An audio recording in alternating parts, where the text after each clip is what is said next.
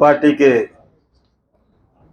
आदरणीय सभी पदाधिकारीगण, उपस्थित एक बोल रहा है दो, हेलो बतेरा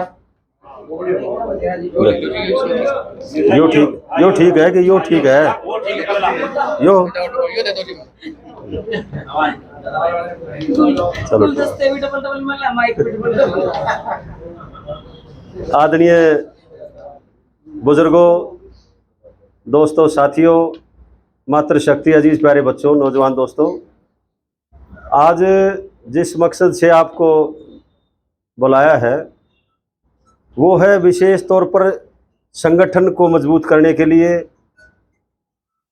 आपकी राय, आपका सलाह, आपकी मशवरा और परिवर्तन यात्रा जो दोबारा से दूसरा फेज में शुरू हुई है 25 तारीख से, वो परिवर्तन यात्रा अब की बार रथ यात्रा में तब्दील कर दी गई, क्योंकि समय कम है और काम ज़्यादा है।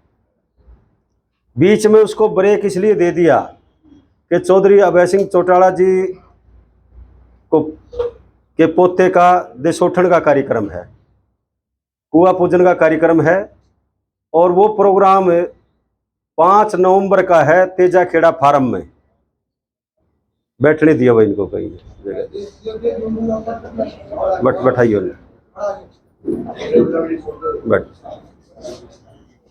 तेजा खेड़ा फार्म में वो कार्यक्रम है, तो उसके लिए उस परिवर्तन यात्रा को ब्रेक दिया गया है 5 तारीख तक का। 5 के बाद में फिर उसको शुरू करेंगे। और जिन जिन गांव में परिवर्तन पद यात्रा नहीं पहुंची थी, विशेष तौर पर उन गांवों के कार्यक्रम होंगे उसमें, जिसमें जा नहीं पाए थे। इस परिवर्तन पद यात्रा में पूरे हरियाणा में लगभग 6.25 महीने हम सड़कों पर रहे हैं। चौधरी अभय सिंह चौटाला जी ने हर गांव में, शहर में जा करके ये बात पूछी है, भाई आपकी क्या क्या समस्याएं, क्या क्या दिक्कतें हैं। उन्होंने पूछा है कि आपके गांव में, आपके कस्बे में स्कूल कितने तक का है।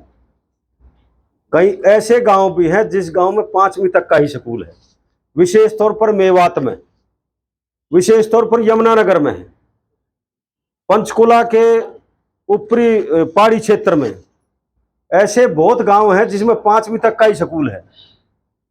5वीं का, कहीं 8वीं का, कहीं 10वीं का, कहीं 12वीं का। और फिर हर जगह पूछा है कि भाई मास्टरों की क्या कमी है, या मास्टर ठीक है, मास्टर पूरे हैं, ये बात पूछी सारी जगह। लेकिन आपको सुन करके चंबा होगा कि 90% से ज़्यादा ऐसे स्कूल हैं जिसमें मास्टरों की कमी है। कई स्कूल तो ऐसे हैं जिसमें आधे भी मास्टर नहीं है। अगर +2 के स्कूल में मैथ का टीचर नहीं होगा, साइंस का टीचर नहीं होगा, इंग्लिश का टीचर नहीं होगा, तो फिर उसकी पढ़ाई कैसे होगी। कॉमर्स का टीचर नहीं होगा, उसकी पढ़ाई कैसे होगी। हमारे बच्चे शिक्षित नहीं हो सकते। फिर गरीब आदमी अपने बच्चों को प्राइवेट स्कूल में नहीं पढ़ा सकता, इतनी भारी फीस है उनकी। सरकारी स्कूल में टीचर नहीं है, इसलिए मजबूरी में माँ बाप अपना पेट काट करके अपने बच्चों को प्राइवेट स्कूल में पढ़ाने पर मजबूर हो रहे हैं। और आपको सुनकर के अचंभा होगा, ये नौजवान साथी खड़े हैं, इनको सारी बातों का ज्ञान होगा, नेट पे ये निकाल लेते हैं सारी बातें, कि जब से ये सरकार आई है, हरियाणा की सरकार को 9 साल से ज़्यादा हो गई, केंद्र की सरकार को 9.25 साल से ज़्यादा हो गई। जब से हरियाणा में ये सरकार आई है, एक भी जेबीटी की भर्ती कंप्लीट नहीं हुई है। सिंगल एक जेबीटी की भर्ती नहीं हुई, एक भी नहीं हुई, जिसके कारण मास्टरों की कमी होगी, टीचर्स की कमी होगी। और टीचर्स की कमी होगी तो फिर स्कूल में बच्चा ने पढ़ा होगा कौन। मजबूरी में माँ बाप ने अपने बच्चों को प्राइवेट स्कूलों में दाखिला दिलवाना शुरू कर दिया। सरकार को यह बहाना मिल गया कि सरकारी स्कूल में बच्चों की संख्या कम होगी, इसलिए 5100 से ज्यादा स्कूल बंद कर दिया हरियाणा में। और जो थोड़ी थोड़ी संख्या रह गई थी बच्चों की, जिन माँ बाप की बेचारों की इतनी हिम्मत नहीं थी कि प्राइवेट स्कूल में दाखिला दिलवा दें, वो स्कूल में भेज देते थे बच्चे, शाम तक बैठ करके आ जाया, दोपहर तक बैठ करके आ जाया करते थे। उनको साथ वाले जहाँ 20-20, 30-30, 50-50 बच्चे रह गए, 100-100 बच्चे रह गए किसी स्कूल में, उनको साथ वाले गांव के स्कूल में एडमिशन दिला दिया और वो स्कूल का ताला ला दिया। ऐसे 5100 के करीब स्कूल इस सरकार के आने के बाद में बंद हुए। अगर हमारे बच्चे अशिक्षित रहेंगे तो फिर देश का भविष्य सुरक्षित नहीं रह सकता।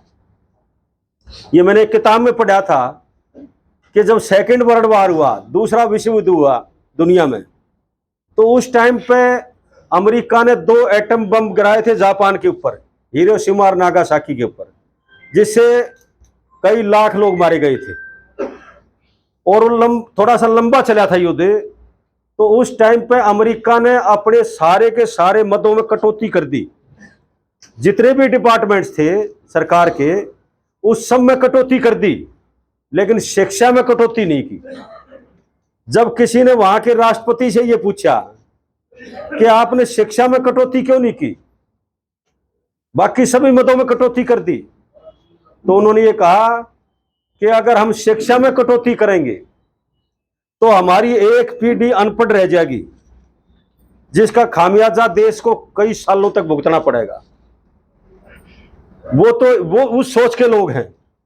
और हमारी सरकार क्या कर रही है कि किस तरह से गरीब के, किसान के, मजदूर के, कमजोर के बच्चों को अशिक्षित किया जाए, पढ़ने ना दिया जाए, ताकि अपने हकों की आवाज ना उठा सके। आज नौकरी के मामले में क्या हालत है? हिंदुस्तान में अगर सबसे ज्यादा बेरोजगारी कहीं है तो वो हरियाणा में है।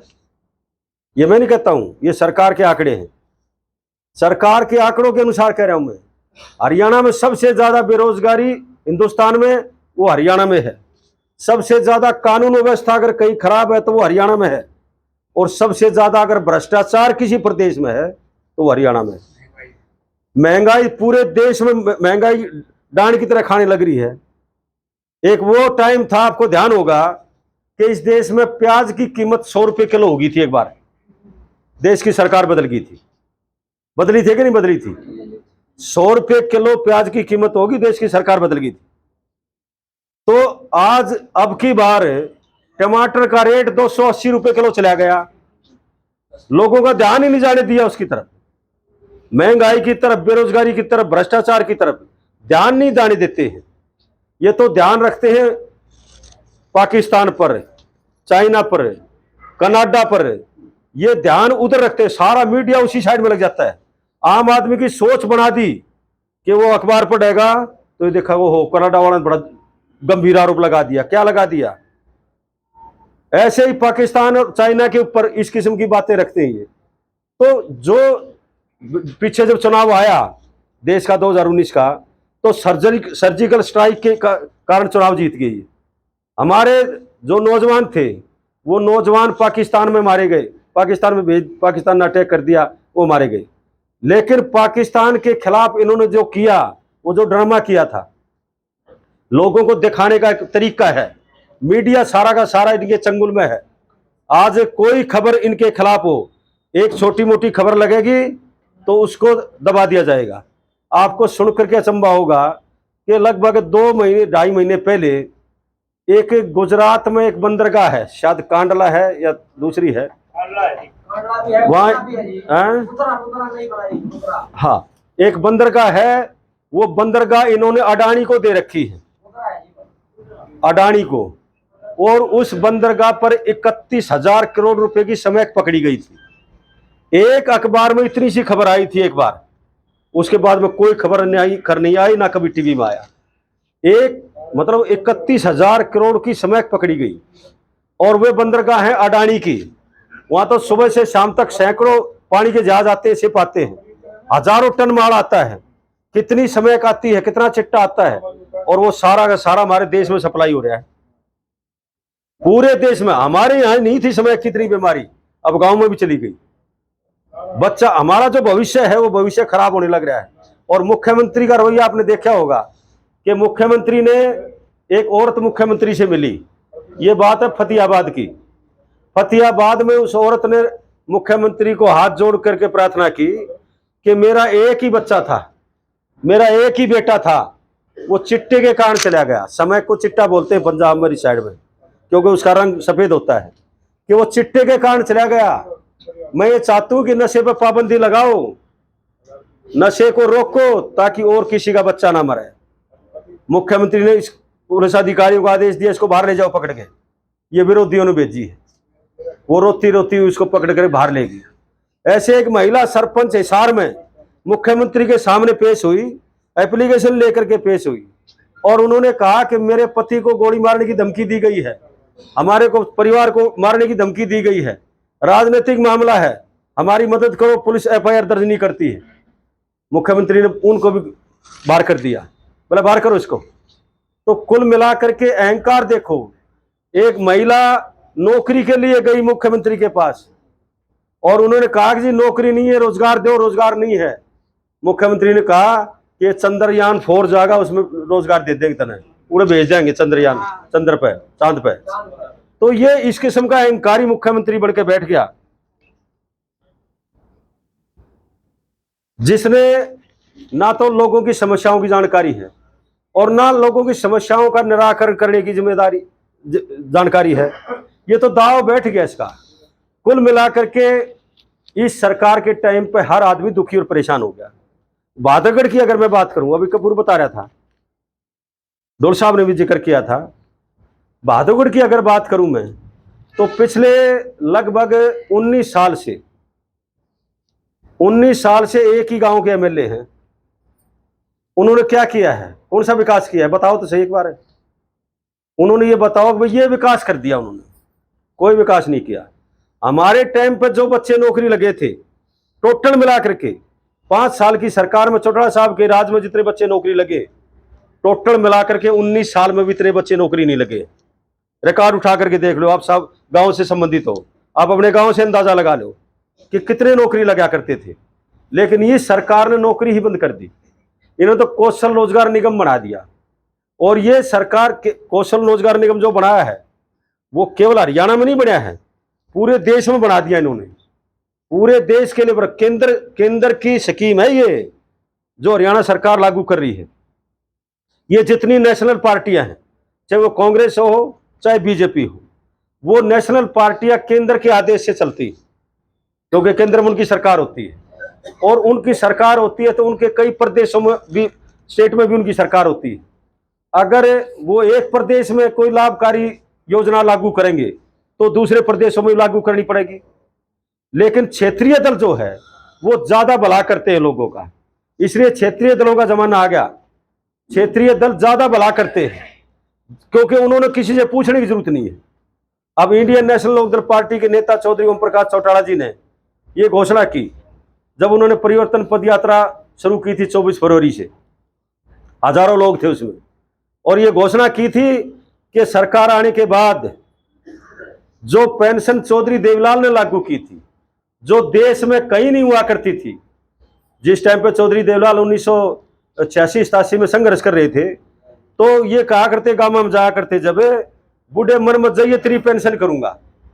तो इस प्रदेश के मुख्यमंत्री चौधरी बंसीलाल थे, और चौधरी बंसीलाल ये कहा करते कि पेंशन का कोई कानून नहीं है पूरे देश में, कानून होता तो मैं ये बना देता, चौधरी देवलाल का नंबर नहीं आने देता, मैं पढ़ा लिखा हूं, LLB हूं, बड़ा बड़ा मुख्यमंत्री हूं। चौधरी देवलाल बरगलाते, चौधरी देवलाल कहते थे कानून बनाने के लिए जाएंगे, बहस सराहने के लिए नहीं जाएंगे। कानून बनाया और 100 रुपये महीना पेंशन कर दी। आज वो पेंशन 2750 रुपये है। किसकी बदौलत? चौधरी देवलाल की नीति और बदौलत।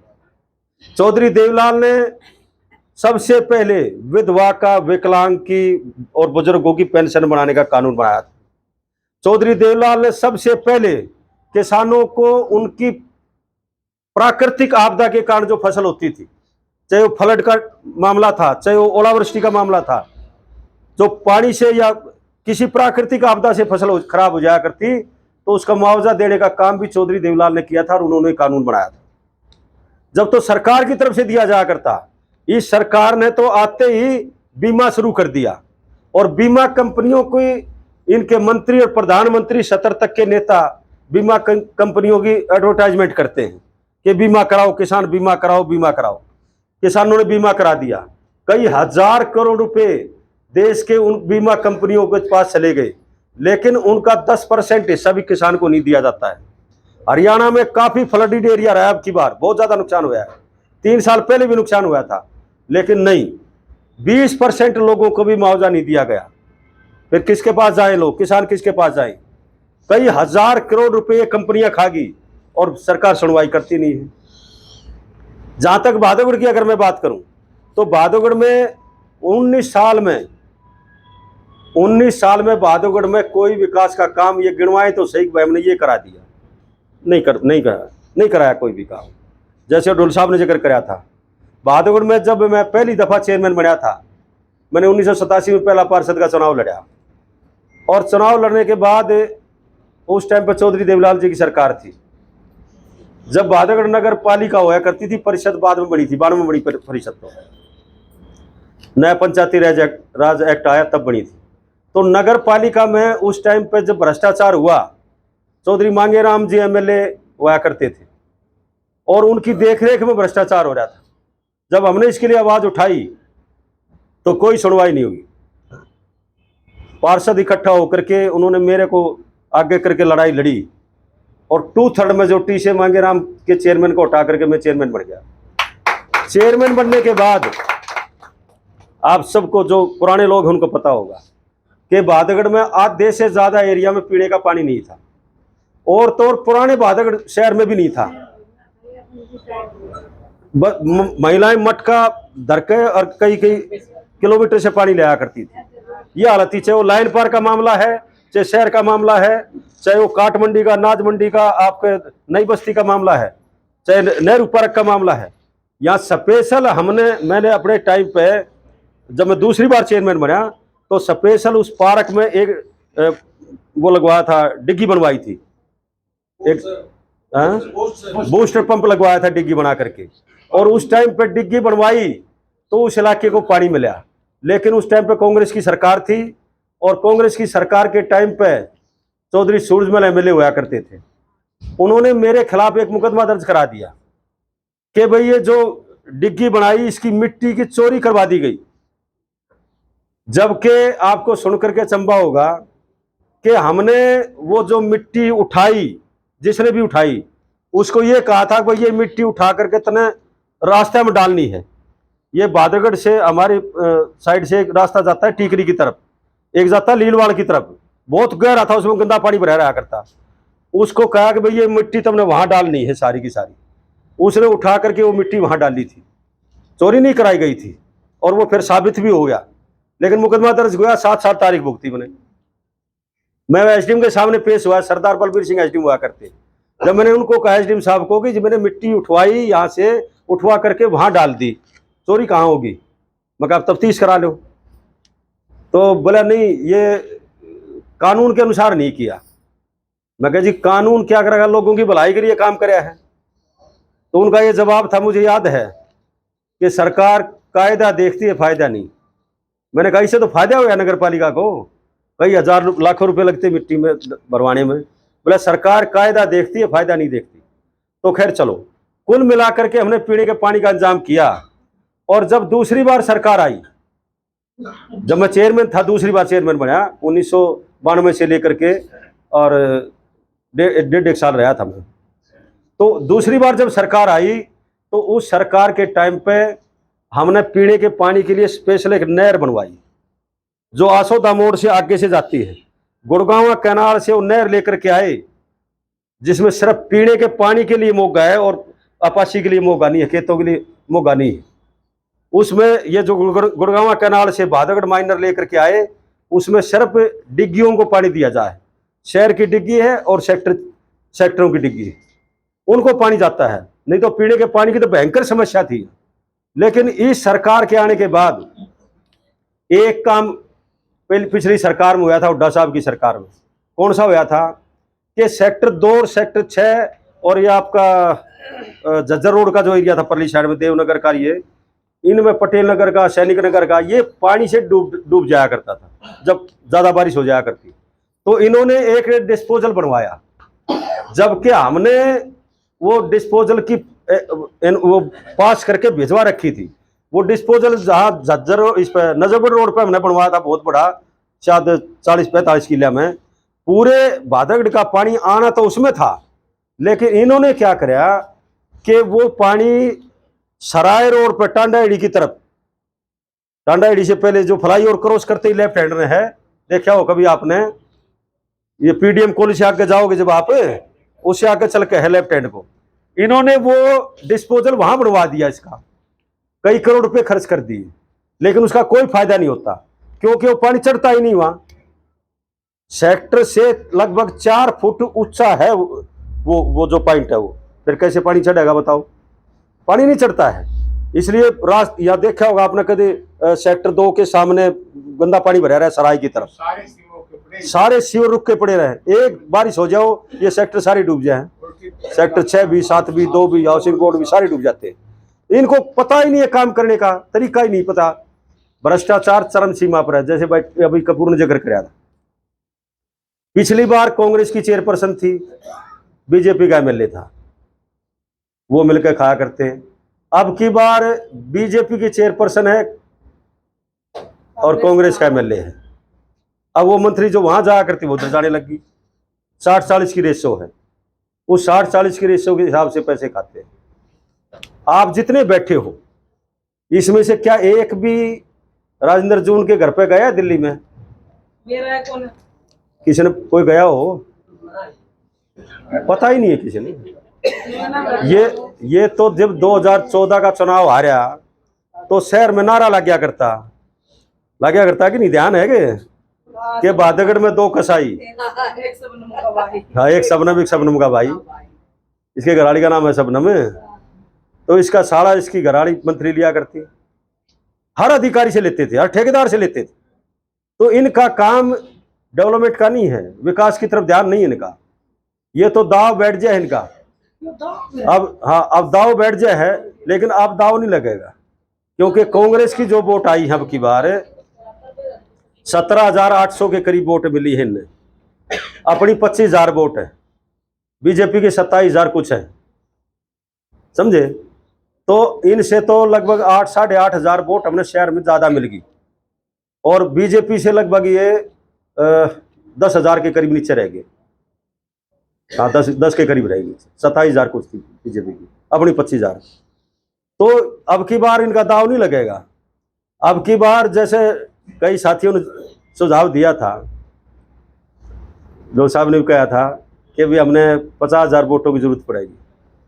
डॉक्टर साहब 50,000 की नहीं, टारगेट बना के चलेंगे 65,000 वोटों का, टारगेट 65,000 वोटों का होगा हमारा, और उस टारगेट को पूरा करने के लिए हमने सारे के सारे काम करने हैं जो हमें करने चाहिए, ठीक है कि नहीं?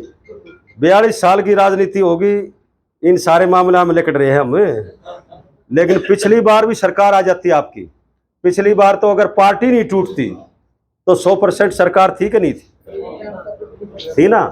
लेकिन भाजपा ने एक षड्यंत्र के तहत इंडियन नेशनल लोकदल पार्टी को तोड़ने का काम कराया, और अब वो वोटर सारा का सारा वापस आपके पास आ गया, जो गया था किसी वजह से।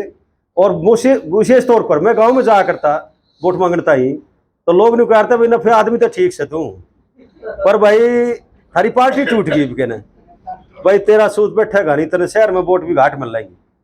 मैं बोला तुम मदद करो, बोला ना भाई जो जीतेगा उसने जितावाएंगे, जो बीजेपी ना रहा होगा, उन्होंने कहा था जो बीजेपी ना रहा होगा उसको जितावाएंगे। तो बीजेपी ने तो नफे सिंह राठी रहा होगा, कांग्रेस वाले के बस की रही को ना भाई, कांग्रेस वाला तो लगभग 10,000 वोट पाछे रह गया शहर में। अब जो 25,000 वोट आई है, पिछली दफा अपनी वोट आई थी 24,800 कुछ, पिछली बार पूरे हल्के में 2019 के चुनाव में। अब की बार 25,000 वोट आपने शहर में मिल गई। हमारा टारगेट है उन 25,000 वोटों को बढ़ा करके शहर में 40,000 करने का, और उस टारगेट पर हमने काम करना शुरू कर दिया है, उस टारगेट पे काम करना हमने शुरू कर दिया है। गांव में जहां हमारी वोट थोड़ी आने का कारण था, वो सिर्फ यही था कि जो बीजेपी ना रहा होगा उसको जिताऊंगे। अब की बार गांव में भी जब आप बैठे हो, सारे गांव से ताल्लुक रखते हो ज्यादातर, गांव में भी ये चर्चा शुरू होगी कि भाई अब की बार राजेंद्र जून नहीं जीत सकता, ये चर्चा शुरू हो रही है। तो इस दौरान आपने ज्यादा मेहनत करने की आवश्यकता है। अगर हम हाथ के ऊपर हाथ धरे बैठे रहेंगे, लोगों से जाकर के संपर्क नहीं करेंगे, लोगों से जाकर के कहेंगे नहीं कि अब की बार हमारा साथ दो, तो फिर कुछ लोग ऐसे हैं जो जाते ही मानेंगे। वो इंतजार में है आपकी, में वो इंतजार में है, आप जाओगे उनको मनाओगे, मान जाएंगे, क्योंकि उनको ये पता है कि काम करने वाला आदमी कौन है। उनको ये जानकारी है कि काम कौन कर सकता है, किसमें कोई किसी किस्म की कोई, हम ना तो सरकार से कभी डरे हैं। जो बात लोगों के हित की है वो हम कहते हैं और आवाज उठाते हैं। जहां भ्रष्टाचार होता है, जहां लोगों को दुख तकलीफ होती है, उनके लिए हम बोलते हैं। इसलिए इस सरकार ने हमारे सारे कुटुंब के खिलाफ मुकदमे दर्ज करा दिए। कोई नहीं छोड़ रखा घर में सुधा बीरबानिया। लेकिन एक बीजेपी का एक नेता मेरे पास आया, चलो मैं बता दूं आपने ये किस किस्म की राजनीति कर रहे हैं। एक बीजेपी का नेता आया मेरे पास, कहने लगा राठी साहब सारे कुटुंब पे मुकदमे दर्ज करवा रखे आपने। मैं कहा फिर? मैंने थोड़ा करा कि सरकार ने करवाए हैं। बोले आप बीजेपी वाली मशीन में नहा लो नेक पे, बोला सारे दूर हो जाएंगे।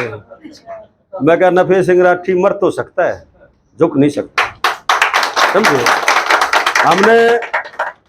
हमने पीछे जब मैंने 2014 का चुनाव लड़ना पड़ा था निर्दलीय तौर पे, तो उसके बाद जब पार्टी ज्वाइन करी 2018 में, तो हजारों लोग थे वहाँ सब्जी मंडी में।